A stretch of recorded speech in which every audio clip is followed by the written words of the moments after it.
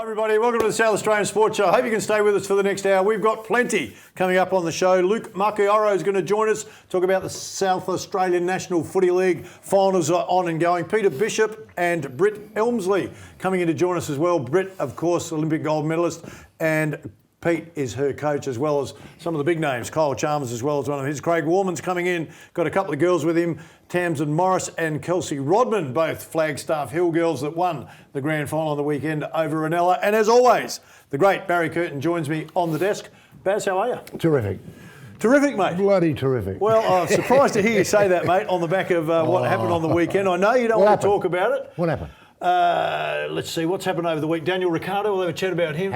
We win. need to cover it, mate. You know we do. Yes, we do. Yes, Geelong are bitterly disappointed in losing to Melbourne. Is that the game you wanted to cover? Yeah, we'll look at that one. On Friday night, we'll go through that one, the first game. Evidently theirs wasn't a choke, of course was. Let's have a chat about that, mate. Of course, we know the Power now lost to the Bulldogs. I want to ask you this, and again, 71-point loss, so sometimes we get confused by margins. People start to get pretty emotive about it. Warren Treadray, in Tuesday's paper, wrote a fairly scathing article on Port Adelaide. I want to start off with this, in that he said Port Adelaide were pathetic. Yeah. He then said you only get blown off the park at the start of the game when you aren't mentally prepared for a ruthless preliminary final contest. Yeah. Now, Treaders, 2005, mate, you've got a bad memory. You played against the Adelaide Crows, lost by 80+ points in that game. I'm asking you, mate, were Port Adelaide pathetic in that game? Were you not mentally prepared? By the way, mate, you kicked one goal in that game, the same as Charlie Dixon kicked on the weekend. So I think you need to take a good hard look at yourself, mate, when you're grabbing headlines for your job. I think that's pretty damning to make that statement with what you've been through, because you know that that was not the case. If it was, then you're guilty of that, mate, in 2005. Am I being too harsh? I was so close when I read that article to get on the keyboard myself and really have a crack, because I was disappointed in that. Yep. I was really Former disappointed captain of the in that. club as well. Well, I was just disappointed because, you know, to pot shot your club like he did there, to me, the first thing I thought was that is an attention-grabbing headline. I want the attention for this. You know, this is I'm Warren Treadray. I was disappointed in it. And I'm glad you brought it up, because I thought it was disgraceful. The article, the whole thing was disgraceful. And yes, he should go back and have a little look at what happened. You know, but you can't come up and say, I think it headlined Hinkley's clangers. Yep. Mate, I could write that after the event. Well, I could write that Sunday morning.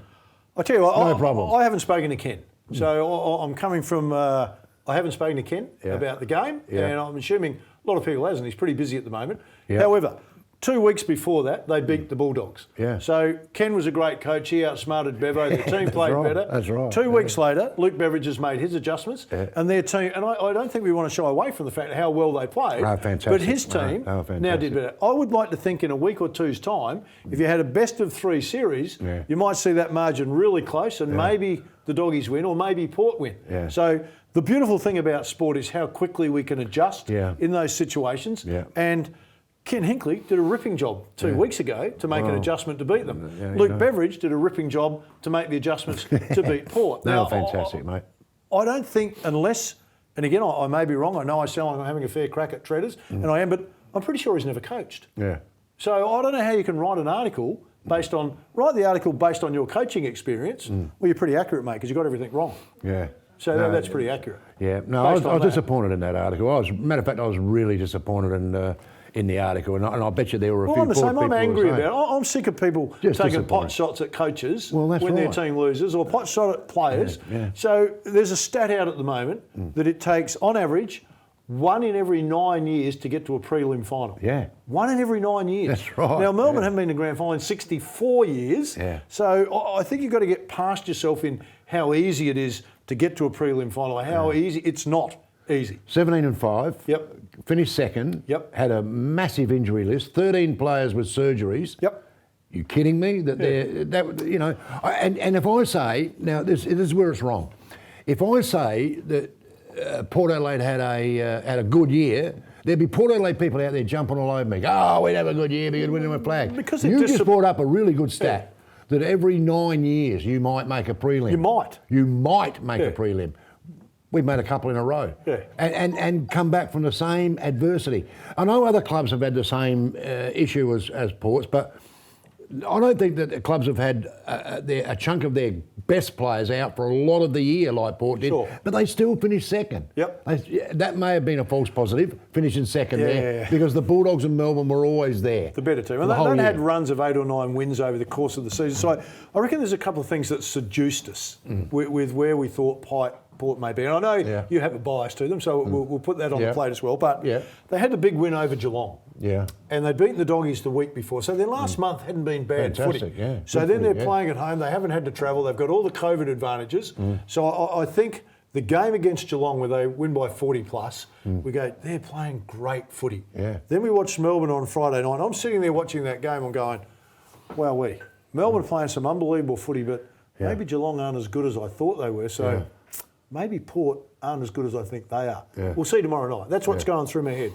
And I think we were, all of us, seduced because they'd done that to Geelong, who were seen as a finals hardened footy team. Yeah. And then to watch them get beaten, you suddenly go, well, hang on a minute, that's probably not a good gauge. Yeah. Still doesn't mean that Port didn't play well, just that I'm thinking, okay. Then there's all those factors that come into it. And I say this, Novak Djokovic, who's one of the best players, he's about to get the Golden Grand Slam. Yeah. All he has to get is past Medvedev. That's all he has to do. Yeah. He loses in straight sets. Yeah. So sometimes you just have a bad day. Yeah. Now, that doesn't mean, and if you watch the game, you'd look like Port have had a pretty bad day. Yet, we can forgive Djokovic, yet he's risen to the top many times to win a Grand Slam. Yeah. So I don't know that you can just throw it out there, I can't play finals. You know, I heard the comment about Brisbane, they've won one of their last 5. You mate, they've got in there to have a chance. They're in there, that's right. So I think you have to be careful about that. Of course, now it's recovering from what's been done. So if you had a simplistic view of the game, you go, they fumbled a lot. So with their fundamentals and skill level down when the game takes that next leap, when the pressure and perceived pressure is really on, possibly something you can address. In its simplest form, they got beaten at stoppages. Now, no matter which coach you sit and talk to, or which press conference you listen to, stoppages is the key to the game. Of course it is. So they dominated that Especially area. our game, So you go, there's the two things that I'd be looking at going into next year, and what do we need to reassure that? I've heard people go, oh, they need to get rid of Charlie Dixon. You go, hang on a minute. Charlie's role is to create a presence, and when he can, he'll take it or bring the ball to ground, and then the players get around and feed off that. He did his job when he got down there, but they couldn't do that. Well, you couldn't get the ball down. So I don't know that you could point at one player and go, we need to replace him. No. And he's an easy target. Or we need to replace Ken. No. I go, and I'm disappointed that Kochi didn't come out, Kochi, and be stronger in his support of Ken as well. Yeah. Although he did support him. He did, but I wanted him to be really strong in going, Ken will be coaching us next year. Ken's been a great coach for us. Nothing to worry about here, move on. Because that kind of washes away that, is he under a bit of pressure? Because he wasn't really all that strong. He was kind of there. You know, again, because of the margin of the loss. So who wins it? Who wins it now? Melbourne or the Demons? Gee, I mean, Melbourne or I just thought not a lot of credit was given in all these articles, you can see that a couple of local journos, you could almost feel their smiles right in the articles slamming Port, no problem at all. Because they're local, they're Crows journalists, which is fine, but I don't take, and we copped a lot of flack over the last couple of days, but we're copping flack from a team that finished 15th. Give me a break. Give me a break, you know. I think you're copying it from them. I think you're copying it from angry supporters. I think. Oh, absolutely. Everyone's just disappointed. Give credit where credit is due. The Bulldogs were brilliant. If they bring that game to Melbourne, what a grand final we've got. That'll be a beauty. Because Melbourne are just as good. So, Melbourne have played one game. By the time the grand final comes around, Melbourne have played one game in 27 days. That's a big gap. This is the first grand final with a week in between. Your thoughts on that? No, I don't mind that. Don't mind it? Yeah, I don't mind that. Gives everyone a chance to freshen up, a better spectacle. Yeah. All right, we better get over to Jamie while we're talking about spectacles. Let's get over to Jamie for the sporting news. Thanks, guys. Let's get right into it.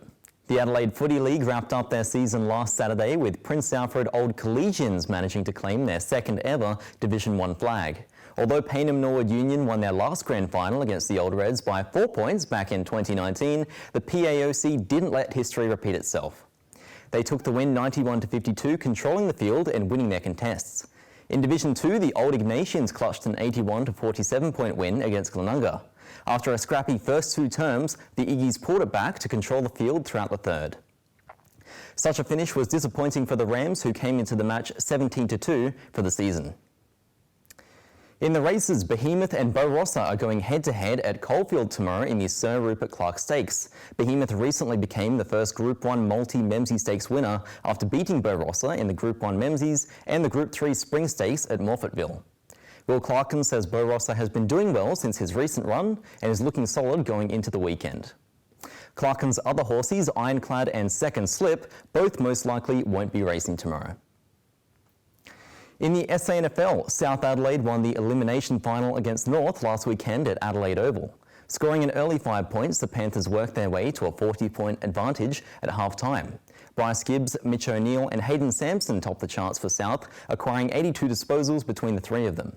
In the qualifying final, Woodville West Torrens earned a hard-fought victory against Norwood. Tyson Stengel performed well, creating opportunities and scoring 3 goals in the 57 to 50-point match. Norwood will take on South tomorrow in the first semi-final. Also on tomorrow are the NBL 1 Central Basketball Grand Finals. The North Adelaide Rockets are in the rare position of competing in both the men's and women's championships. The men will be versing Norwood and the women will take on the Southern Tigers.